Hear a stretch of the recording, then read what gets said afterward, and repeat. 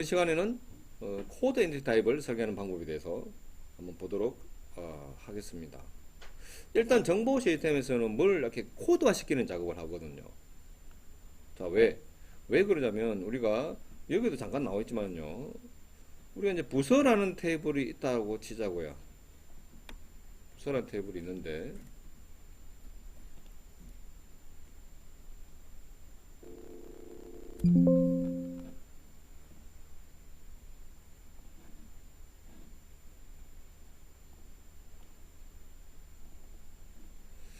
자, 여기에 이 부서 테이블에서 이 부서 번호를 없애버리고요.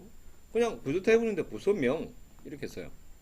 부서명을 만약에 자, 부서 번호는 일종의 이게 이제 코드화 시킨 거거든요. 우리 정보를 검색할 때. 자, 그러면 부서 같은 경우에 뭐 사업장 어떤 우리가 여러 많은 곳에서 우리는 이제 코드화를 시킵니다. 근데 만약에 이 경우에 그 부서명을 그러면 그대로 그냥 PK 비슷하게 써가지고 야 그대로 나눴다. 자, 그러면은요, 내가 부서를 검색을 할 때 select start from 뭐 부서명 where 할 때 이제 코드가 없잖아. 그럼 내가 검색을 할 때 그럼 dname이 예를 들어서 어떤 사람은 영업 부서라고 검색하고 어떤 사람은 sales라고 검색하고 어떤 사람은 영업부라고 하고 어떤 사람은 영업이라 하고 이러면은 이게 이제 정확하게 이제 우리가 어떤 특정 데이터를 식별할 수 없다 이거죠. 그지? 자, 그래서 그럼 같은 부서가 있는 사람도 있을 수 있고 같은 부서가 참도 있을 수 있고 그래서 우리는 이제 이걸 코다 시키면은 그냥 부서 번호가 10 이렇게 이제 내가 검색할 수 있죠. 그럼 정확하게 내가 원하는 데이터를 검색할 수 있게 된다 이 말입니다. 자, 그런 내용이에요. 그래서 이제 코드를 한다. 자, 근데 코드는 두 가지가 있어요. 하나는 코드 값이 하나가 반복되는 거. 자, 그 말이 무슨 말이냐면 남, 여 한번 볼까? 남은 뭡니까? 코드 값이 m이다. 여는 f다. 뭐 이렇게 했다 이거지.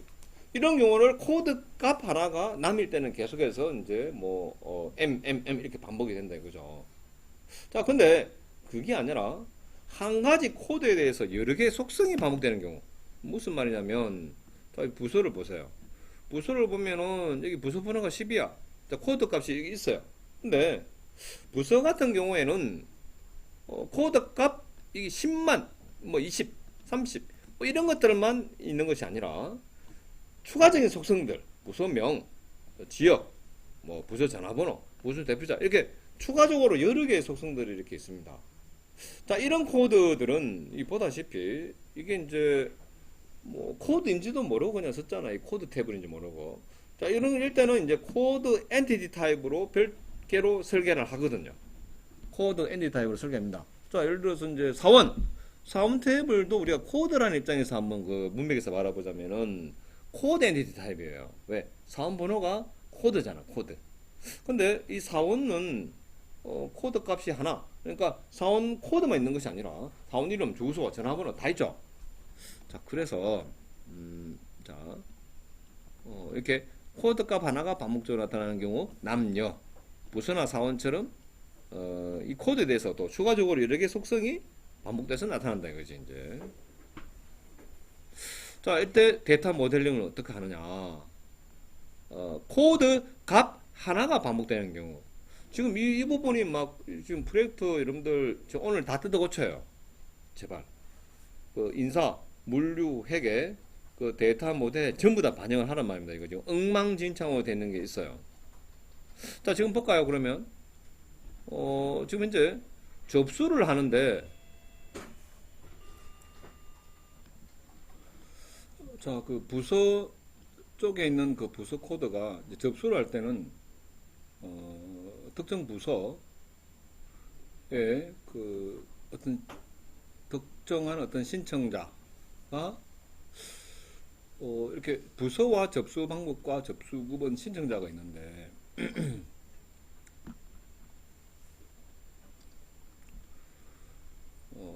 지금 여기 보면 접수에는 방문 접수, 인터넷 접수, 전화 그리고 접수 구분에는 일반, 특별, 긴급 또 신청자에는 자연인 법인. 그러니까 여기 이제 내용을 보자면 뭐 10번 부서에서 자연인이라는 게 이제 개인을 말해요. 법인은 회사를 말하고 어떤 자연인이 긴급으로 전화 접수를 하는 그런 상황이다라고 하자면은 지금 현재 엔티티 타입이 하나, 둘, 셋, 넷. 이 접수 하나당 그 엔티티 타입이 이렇게 네 개의 그러니까 코드가 필요하니까요. 이 접수 테이블에는 여기 부서 번호라는 코드와 접수 방법, 긴급, 뭐 일반, 특급, 뭐 신자는 자연인, 법인, 뭐 이런 식으로 이제 이 코드 값이 여기 이제 들어가야 된다 이거죠. 근데 이제 이런 코드 값 하나가 반복되는 경우가 여기서 몇 가지를 말하는 거예요. 한두 가지가 아닌데 이걸 전부 다가 이제 엔터 테이블을 만들어 버리면은 이 테이블 하나가 너무 많은 이제 그 코드성 테이블과 이렇게 관계를 맺어야 되는 거죠. 자, 그래서 이제 이렇게 안 하고요. 어떻게 하냐면 일단은 아까 코드가 접수 방법, 그 다음에 접수 구분, 일반, 특급, 긴급, 그 신청자 구분, 이렇게 해서 이제 세 가지 종류의 코드가 있더라 이거죠. 자, 그러면 이제 한 코드당, 한 코드 구분당 이제 접수 방법에는 01, 02, 03 있고 접수 구분에도 01, 02, 03, 신청자는 자연인, 법인 01, 02 이렇게 한 코드 구분에 대해서는 여러 코드들이 존재하죠. 자, 그래서 이제 이걸 각 코드 구분마다 이렇게 엔티 타입을 다 뽑아버리면 어차피 코드 여기 보면 칼럼이 두 개밖에 안 된다 그죠? 특히 그 아까 접수 신청자 구분에는 행이 두 개밖에 안 돼요. 자연인, 법인. 만약 성별 구분이다. 그러면 뭐 남, 여 이렇게밖에 안 되죠. 이런 식으로 전부 다 코드별로 다 그냥 엔티티 타입을 만드는 것이 아니라 이렇게 코드 값 하나가 반복되는 경우에는요. 이런 식으로 코드 구분 테이블을 만들어 가지고 여기 있네요. 이런 식으로 설계한다 이거죠. 코드 구분 테이블을 만들어 가지고 코드 구분 코드 구분명. 자, 여기 이제 코드 구분이 CD001은 접수 방법 코드고 CD002는 접수 구분 코드, CD003은 접수 신청자 구분 코드. 그래서 요 놈들이 얘네가 어디에 들어간다? 코드 구분 테이블에 들어가고요. 한 코드 구분당 여러 상세 코드. 그래서 1대 다죠. 1대 다. 그래서 이제 얘네들은 코드 구분 테이블에 들어가고 얘네들은 상세 코드 테이블에 들어간다 이 말입니다. 그래서 제가 이제 한번 설계를 해보자면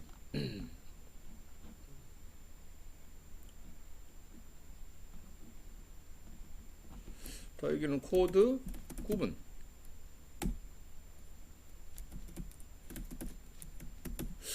이 이름을 그러니까 참 정하기가 힘들더라고요. 코드 구분명. 제가 말하는 코드 구분 코드라는 게 요거 말하는 거예요. 요거 코드 구분명이 접수 방법 코드고 인마에 대한 코드 값은 CD001이라는 거죠. 그러니까 좀 앞에 코드가 있으니까 좀 말이 그렇긴 한데 코드 구분 코드 구분명, 그 다음에 요거는 이제 코드명은 요거 이제 상세 코드를 말하는 거죠. 그래서 여기서 이제 코드 구분 테이블 있고 한 코드 구분에는 요거는 이제 상세 코드라 그럴까요? 이걸 코드명이라고 할까요? 이렇게 해서 자, 이렇게 해서 이제 한 코드 구분에는 여러 상세 코드. 그래서 이제 1대 다. 그래서 이렇게 여기 이제 코드 구분 코드가 이렇게 이제 이렇게 제가 올렸어요. 왜 이 탭을 찾을 때 뭘 기준으로 찾겠습니까? 코드 구분 코드 가지고 찾고 그러니까 좀 여기서 내가 보자면은 코드 구분 가지고 먼저 찾고 그 코드 구분에 대한 상세 코드. 그러니까 CD001에 01, CD001에 02, CD01에 03. 그러니까 상세 코드는요. 여기서 상세 코드 01, 02, 03은 방문 인터넷 전화 접수. 접수 구분에는 01은 일반 특별 긴급. 여기서는 01이 자연인 부분. 이렇게 상세 코드 코드는 이렇게 일반적으로 이렇게 두 자리 이런 식으로 많이 씁니다.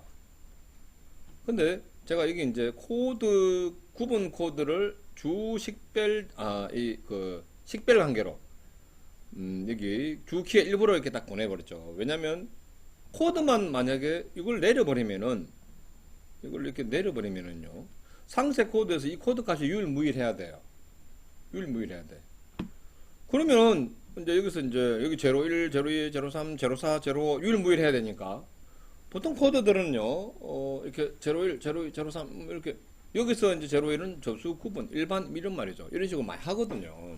그래서 이제 상세 코드 테이블에는, 이 코드 구분하고,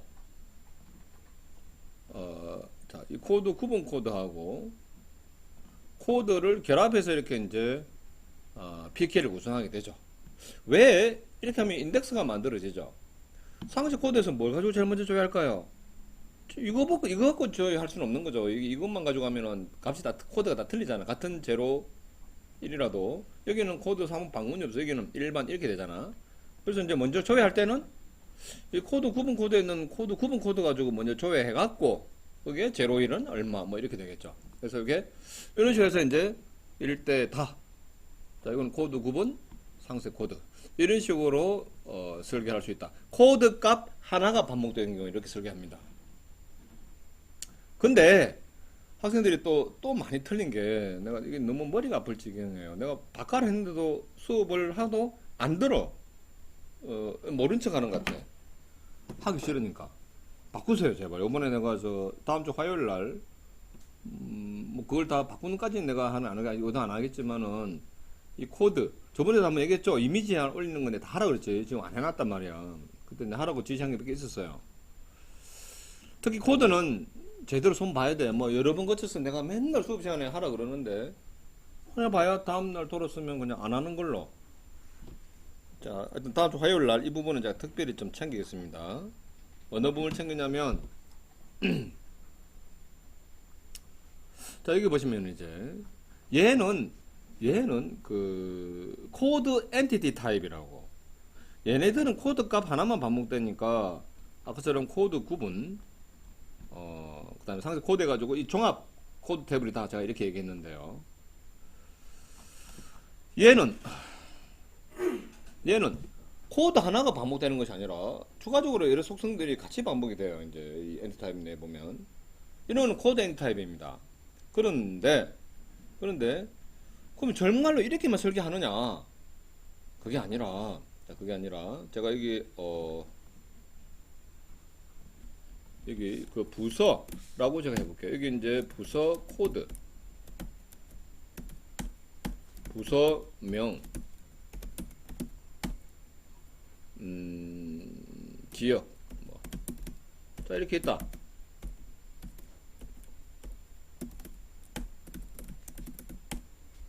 자, 그러면은요, 인마가, 이놈아가, 뭐, 사원이 있다 치자, 사원.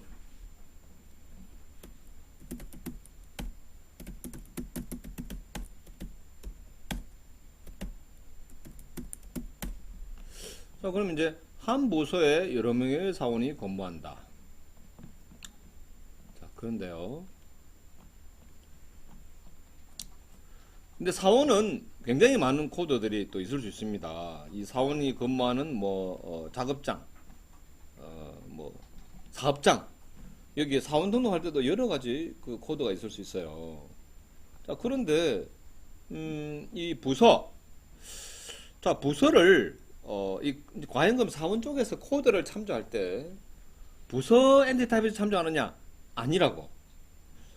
부서에 여러분들이 이제 부서에다가 인서트를 하는 과정을 거칠 거 아닙니까?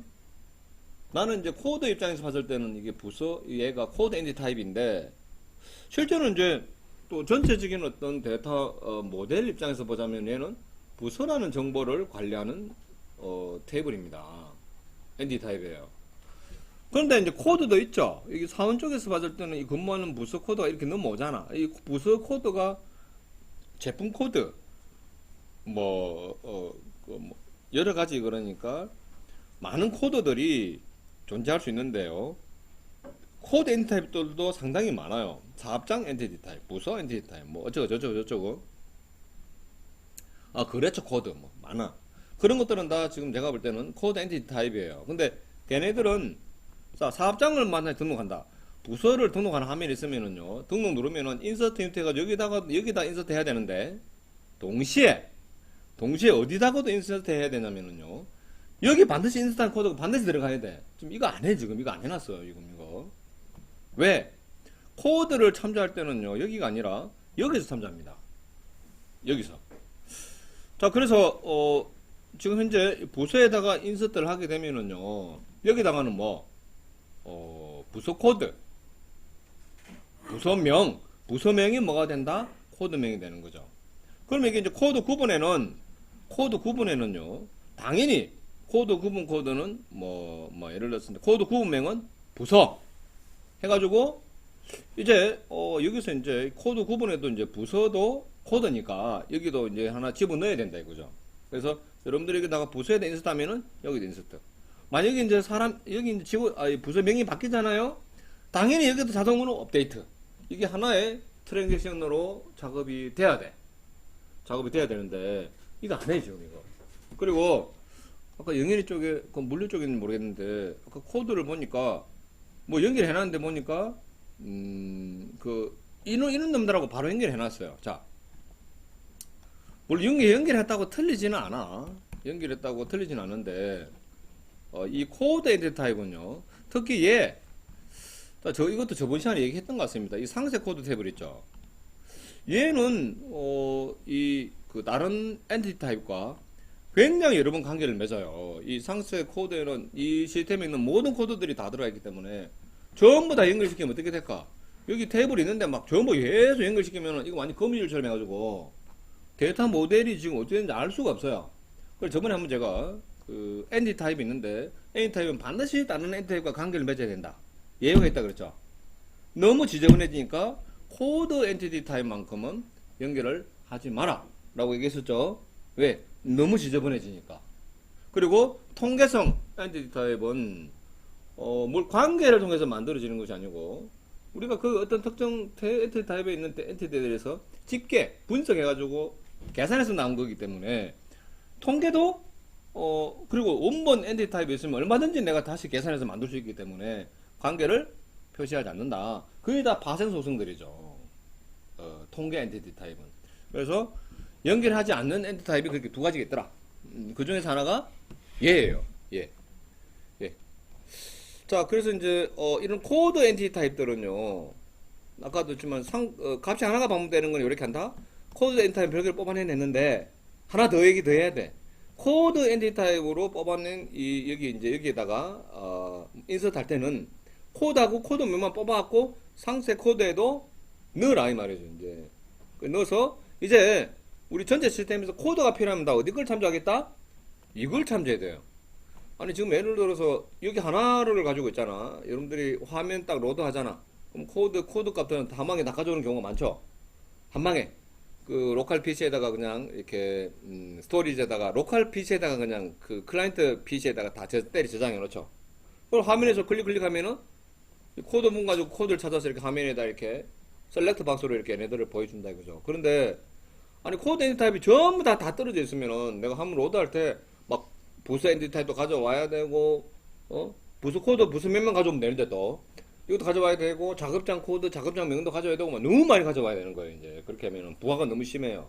그래서 코드 엔티티 타입도 여기 있는 상세 코드에다가 다 때려 넣고 또 코드 구분에는 코드 엔티티 타입을 식별하는 거 여기다 다 때려 넣어놔야 돼요. 여기 이제 코드 구분 코드에는 뭐 성별, 부서, 거래처 코드 이렇게 해서 여기다가 이제 각 인서트 할 때마다 이 상세 코드에다가도 다 인서트를 해줘야 된다. 아시겠죠? 이건 너무하네, 이거. 진짜, 이거 내가 너무 좀 강조하는데, 이번에 그 질입사기는 무조건, 75기도 무조건 반영하세요. 막, 물론, 데이터 모델이다 연결시키는 건 괜찮아. 이렇게 이제 예를 들어서 이제, 보통, 이렇게 이제 있으면, 예를 들어서 이게 보세요. 여기 보면은 접수가 있잖아.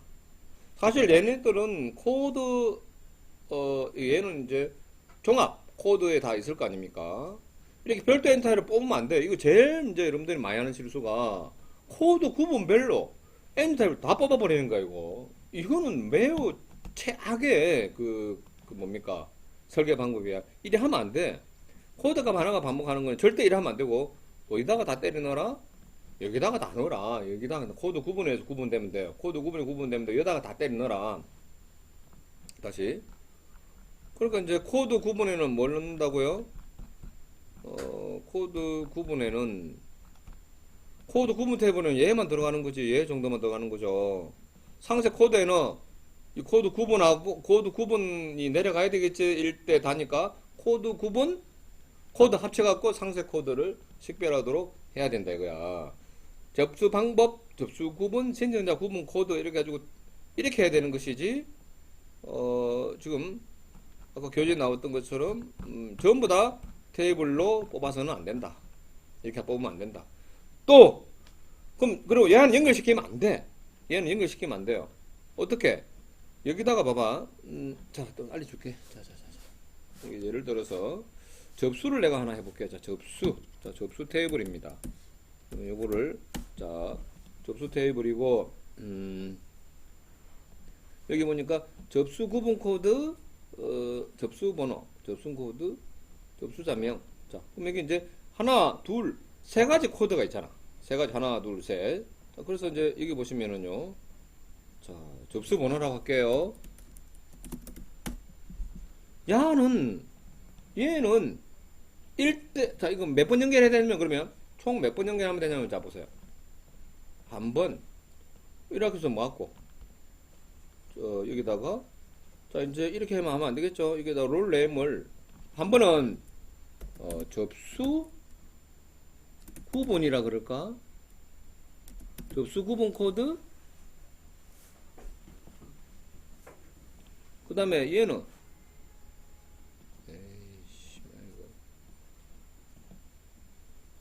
접수 구분 코드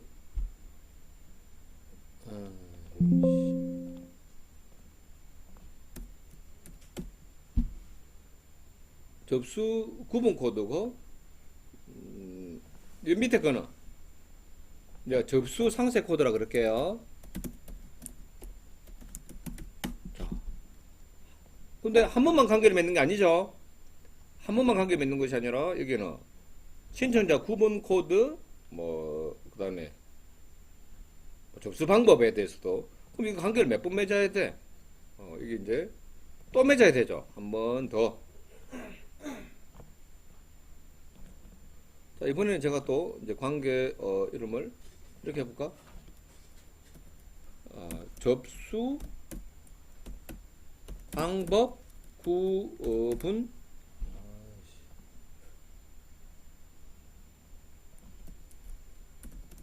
접수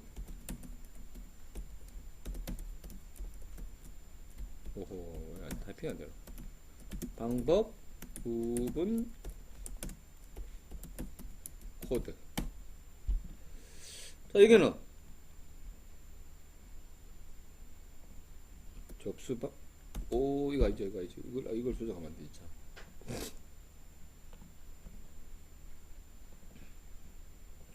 롤네임에다가 이거는 접수 방법 상세 코드명. 자, 여기까지 막혀요. 지금 바빠서. 자, 이렇게 했습니다. 한 번 더 해야 되죠, 사실은. 한 번 더. 그럼 뭐야, 이제 내가 접수 쪽에서 내가 이제 조회를 할 때, 내가 이제, 접수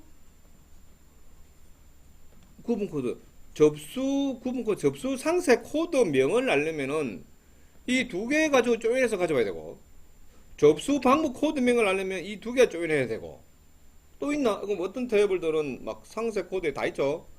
이게 만약 한 6개가 반복됐다. 아니, 근데 얘하고만 관련, 이제, 막 조인되면 이렇게 관계 맺으면 되는데, 얘는 수많은 다른 쪽에 있는 거지. 사원에는 뭐 부서가 연결돼야 될 거고, 그죠? 사원 쪽에는 막 지점 코드, 뭐, 사업장 코드, 이런 것도 연결돼야 되고. 그럼 하다 보면 완전히 엉망진창이 돼요. 그래서 하지 마라. 하지 말라면 이거 안 해. 자, 안 해요. 자, 안 합니다. 안 해요. 그럼 여기는 뭐 하느냐? 이렇게 하는 거야, 이제. 첫 번째 칼럼은 내가 뭘 하겠다? 첫 번째 칼럼은 접수 방법 코드. 두 번째 칼럼은 접수 구분 코드. 이거는 이제 접수 신청자 코드. 자, 이렇게 해서 이렇게 하면은 봐봐. 아니, 접수 방법 코드명을 내가 이거 알아보려면은 코드 번호만 갖고 모르잖아. 이게 지금 이제 예를 들어서 지금 이제 접수에 얘만 들어갔다 치자. 저장이 되는데, 자, 저장이 되는데요. 만약 예를 들어서 접수 방법이 01, 01이 들어가 있어.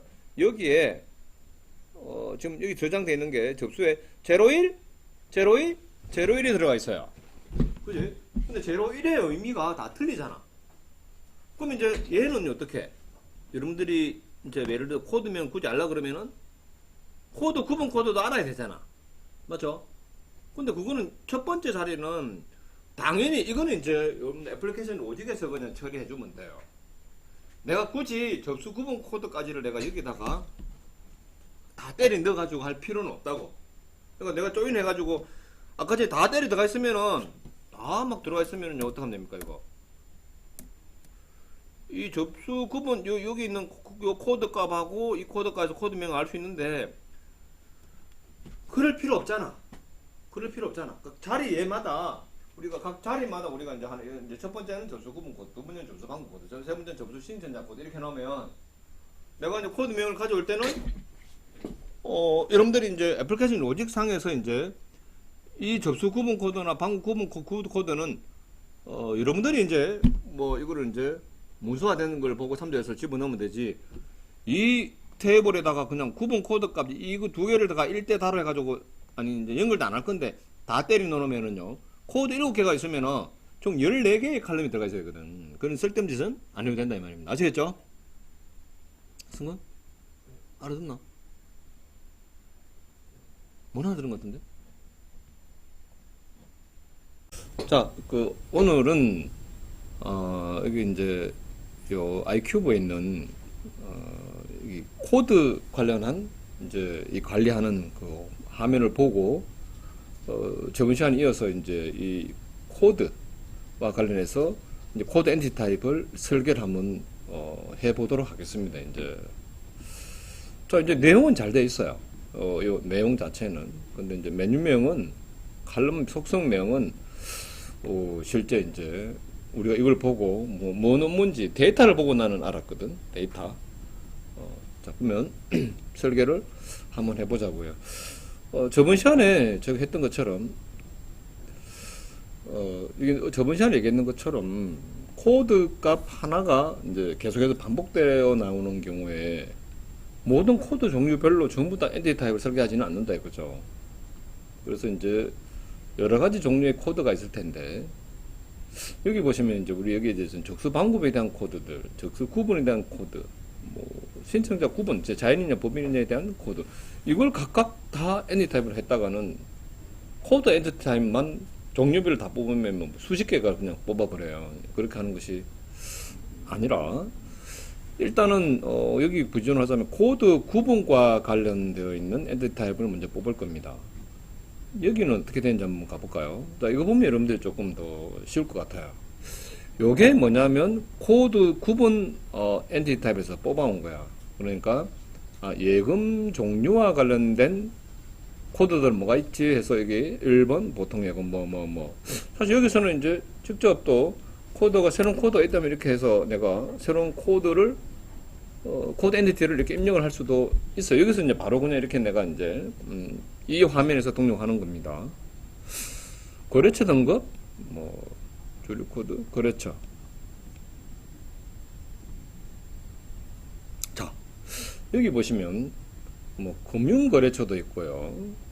사원도 있네. 사원도 있고. 사원 엔티티 타입에 보면은 사원 코드가 있고 사원 이름이 있고 막 그렇잖아.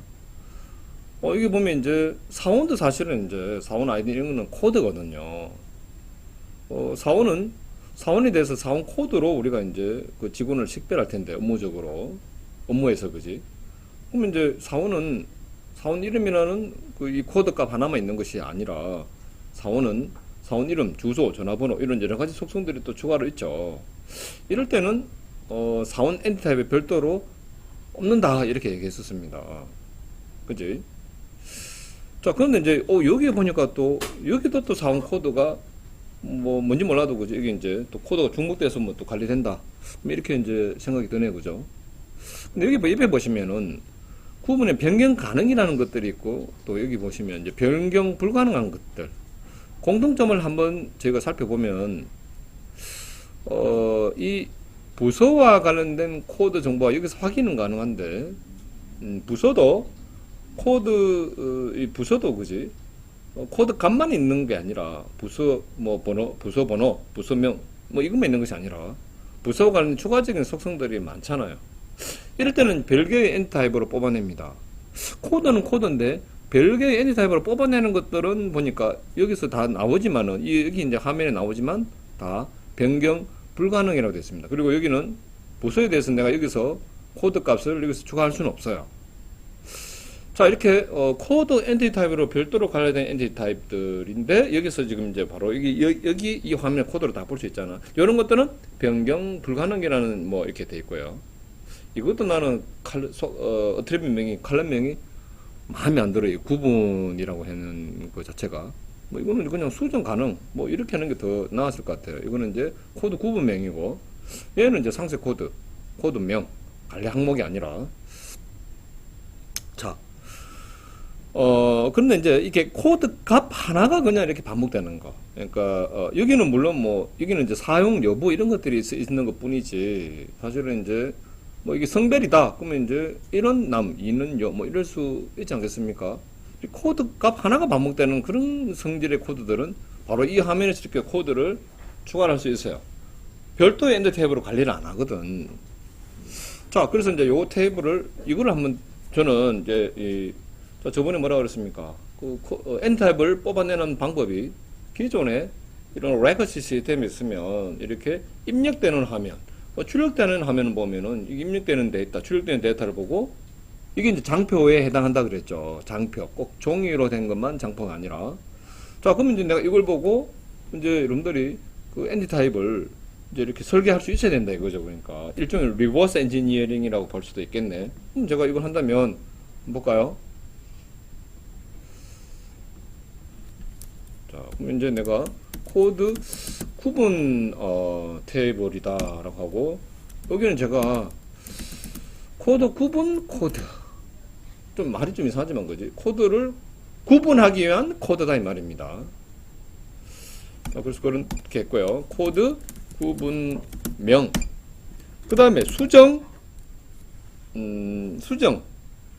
가능 여부 뭐 이렇게 할까요? 그 다음에 이제 이 코드 구분에 대한 뭐 나름 이제 뭔가 어떤 추가적으로 어떤 설명할 내용이 이제 있을 수 있는데 제가 조금 잠시 후에 배우고 있지만 여기는 이제 코드 규칙명이라고 하나 해놓을게요. 코드 규칙명. 그 다음에 이 코드 구분에 대한 설명. 그래서 이거는 이제 비고 뭐 이렇게 이제 하나 제가 해봤습니다. 이렇게 해서 이제 저는 이제 여기서 얘를 보고 물론 여기는 이제 여기처럼 뭐 비고는 없네요. 뭐 비고 하나 준다고 해서 나쁜 것은 없을 것 같습니다. 이 비고에다가 뭐 예금 종류에 관한 어떤 코드들을 뭐 코드들이다. 여기는 거래처에 대한 코드들 뭐 같은 말이 되니까 뭐 안 적을 수 있겠지만 하여튼 코드 구분에 대한 설명을 이제 비고로 넣을 수도 있고 안 넣을 수도 있겠죠. 이제 근데 9번은 반드시 들어가야 되는 거. 여기 보시면 또, 자, 여기 이제, 여러 가지, 이렇게 예금 종류에 대해서, 거래처 등급에 대해서, 거래처에 대해서, 금융거래처에 대해서, 부서에 대해서, 사원 코드들에 대해서. 자, 근데, 요놈들이 전부 다, 자, 여기 보시면 이제, 이 i큐브에서는 그 데이터베이스를 이렇게 이제 그 불러오는데, 자, 회계. 자, 여기 이제 보면은 조회가 회계와 관련되어 있는 모든 코드 구분들. 그지? 그러니까 내가 지금 이제 여기, 코드를 관리하겠다 이거지. 지금 여기 기초정보 관리는요, 인사, 회계, 물류 뭐 이런 거 상관없이, 자, 이 기초정보 관리는, 자, 이게 i큐브가 인사, 물류, 회계를 원래는 이제 한 화면에서 다 할 거야. 자, 그렇다면은, 내가 코드들을 이제 내가 관리하는 입장에서 나는 이제 물류 쪽에 관련된 코드 구분들을 보고 싶고, 어떤 회계 담당자는 회계 쪽인데, 여기다가 막 인사와 물류, 회계, 조직 전체에 있는 모든 코드 구분들을 다 해놓으면 너무 힘들다 이거죠. 이게 좀 조회하기가. 그래서 이제, 자, 여기 요거대로 한번 제가 설계를 해보자면, 이건 잘 해놨어요. 자, 그럼 여기다가 이제 그러니까 코드 구분을 다시 구분하는 거죠. 다시 이제 그렇게 얘기해보자면. 맞지? 그러니까 여기 나오는 것들은 다 코드 구분에 해당하는 것들이야. 야를 이제 구분하는 건데, 이걸 뭐라 해야 될까? 코드 구분을 구분하는 코드가 하나 들어가야 되거든, 이거 이제. 자, 이걸 제가 이제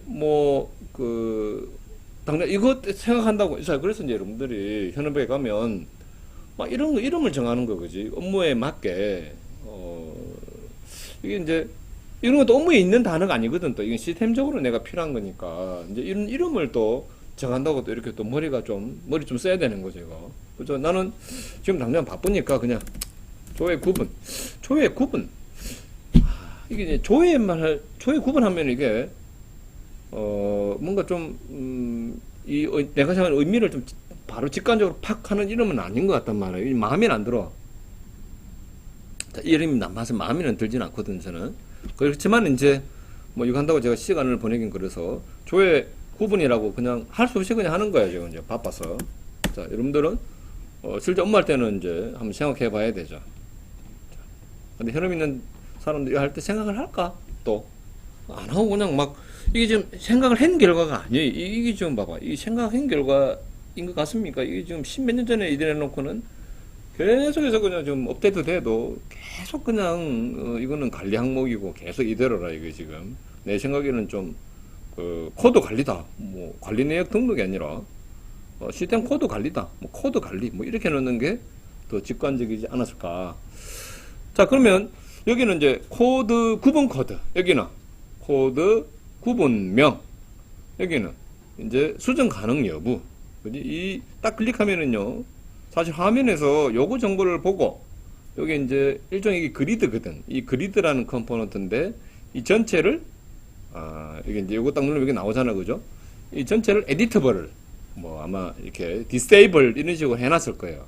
에딧, 수정할 수 있는 가능 여부를 디세이블, 여기는 변경 가능이니까 이렇게 해놓은 거고, 얘는, 이거 안 되잖아, 그지? 얘는 이제 디세이블 시켜놓으면 이렇게 이제 내가 추가도 모나으로 딱 이렇게 이제 요 속성 보고, 요 화면 로직에 좀 필요하니까 여기다 갖다 넣은 거지. 이게 화면상에서 필요한 로직이죠.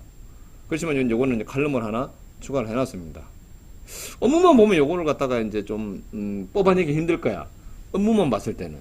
근데 이제 애플리케이션 로직 흐름상 그러니까 화면에 이제 어떤 제어 로직을 이제 이게 없으면은 이게 상당히 쉽지 않아요. 여기 지금 화면 짜는 사람이 얘를 보고 클릭하면은 이제 구분 값이 예를 들어서 이게 true면은 이제 이거는 editable, false면은 이렇게 수정 못하도록 이제 이런 의미로 추가한 속성이 되겠습니다. 그래서 저는 이제 반영을 했어요. 조회 구분은 아까도 얘기했지만 이 전체 이 코드 구분을 내가 여기는 이제 두 개밖에 없지만 사실은 회계, 물류, 인사 상관없이 그냥 시스템 전체에 대한 공통된 코드 구분들. 이거는 이제 회계만 딱 이제 우리가 들어갈 수 있는 코드 구분 이런 식으로 우리가 이제 이렇게 조회 가능하게 해놨네요. 이제 좀 나름 뭐 이건 뭐 요거는 뭐 이렇게 둔 거는 괜찮은 것 같고. 자, 이제 인마에 대해서는 예금 종류도 코드가 1이고 부서도 뭐 여기 부서는 이렇게 안 되어 있네. 예금 종류도 코드가 1부터 시작하고요. 나머지는 1부터 시작하는 건 없네. 근데 이제 이 업무에 따라서는 이제 이 상세 코드를 예금 종류만 코드가 1인 게 아니라 또 다른 코드도 또 1로 이렇게 정의할 수도 있을 수도 있어요. 이 코드 값 자체가 유일무이하게 반드시 설계할 필요는 없는 거거든요. 그래서 자, 이제 1대 하나의 코드 구분에 대해서는 상세 코드 테이블이라고 그럴까요? 여기는 이제 실제 코드 여기 상세, 그러니까 이제 이 이름이 또 같으면 또 마음에 안 들자는 거지. 이거는 이제 상세 코드 테이블이고, 얘는 뭐라 할까? 얘는 그냥 코드를 할까? 뭐 코드. 그 다음에 코드명도 있어야 되겠죠. 코드 명. 그 다음에 지금 현재 내가 이 삭제하는 것이 아니라 이 코드들을 사용 여부를 둬 가지고 이렇게 내가 또 안 사용 여부를 내가 뭐 사용 안 한다로 폴스를 이제 true를 하면은 조회 안 되거라 이렇게 할 수 있는 거죠. 삭제를 하는 것이 아니라. 그러니까 여기서 내가 인마가 필요 없다, 지금 현재는 필요 없다, 확 삭제하는 것이 아니라 여기는 이제 조회되는 거는 내가 나중에 이제 실제 이제 화면에서 짤 때는 화면에서는 사용 여부가 yes인 것만 내가 조회를 할 수 있겠죠. 근데 여기는 이제 관리하는 부분이니까 뭐 여기 사용이 여기 미사용인 것도 여기서 이렇게 관리될 수 있도록 해야 되겠죠. 여기서는 이제. 근데 내가 이제 실제 화면에서 막 이걸 뿌리는 쪽에서는 내가 뭘 등록하는 화면에서 예금 종류를 미사용인 것들은 조회되면 안 되겠죠. 여기는 이제 관리 항목이니까 이렇게 이제 다 나오는 거고요. 자, 그러면 여기는 코드명, 사용 여부, 그 다음에 이거는 이제 뭐 여기에 대한 코드에 대한 간단한 설명을 하려고 비고를 뭐 이렇게는 합니다. 자, 비고. 자, 이게 제가 이제 하나 더 추가할게. 코드, 규칙, 값이라 그럴까요? 이거 하나 제가 이제 더 오늘 할게요. 자, 그래서 이제 이렇게, 그러면, 이 코드, 하나의 코드 구분에 대해 여러 상세 코드가 있겠죠. 근데 이걸 이제 코드 구분을 이런 식으로 해서, 아니지, 이제 식별 관계로 이렇게 해서. 자, 그런데 코드 구분 코드가 사실은 먼저 와야 돼요. 이렇게 하면 인덱스가 만들어지잖아. 이 두 개. 그럼 내가 조회할 때 생각해 보세요. 코드 구분 먼저 조회하고 코드 조회할 거 아니야. 맞죠? 여기 조회할 때는. 요게 순서가 바뀌어 있으면 코드가 먼저면요. 코드 구분으로 조회하려고 그러면 인덱스를 사용하지 못해요.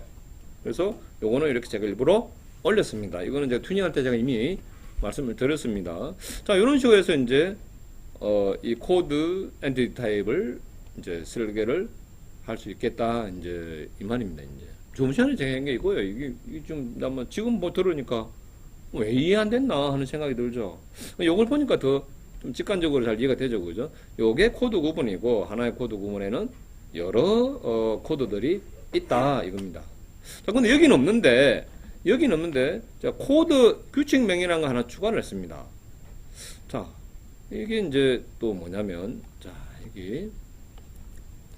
여기 보시면 이제 코드 규칙명이라는 걸 여기다 하나 더 넣었죠. 그 다음에 코드 규칙 값. 자, 이제 여기서 한번 볼까요? 이게 이제 뭔지.